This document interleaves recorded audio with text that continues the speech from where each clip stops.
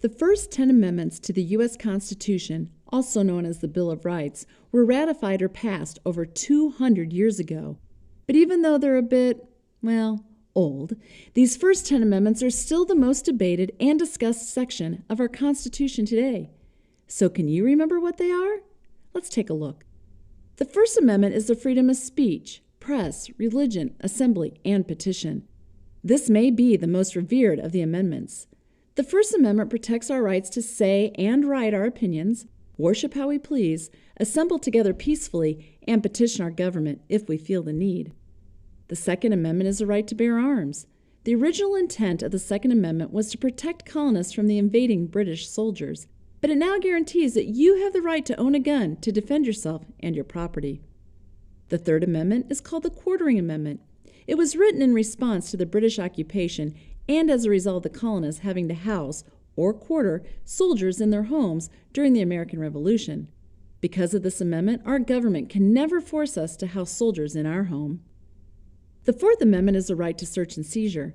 The police can't come into our home without a search warrant and take our personal property. Today, many concerns have arisen about our rights to privacy and technology. For example, can the government track your location with your smartphone, or can social media postings such as on Facebook and Twitter be used without a warrant? On to the fifth.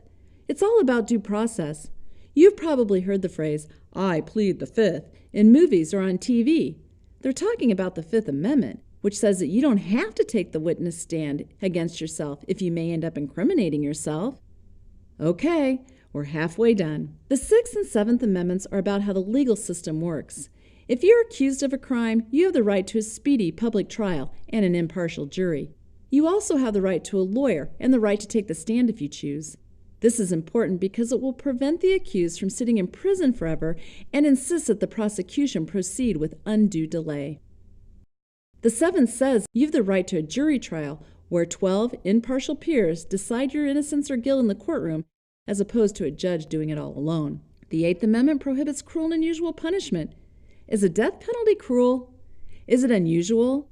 It's hard for Americans to agree on the definitions of cruel and unusual. The Ninth and Tenth Amendments are called the non-rights amendments. They say that the rights not listed in the Bill of Rights are retained by the people in the states. You have other rights that are not listed in the Constitution, and the states have the right to make their own policies, like instituting state taxes. So, now you know all 10 amendments. Can you remember them all? If not, remember this.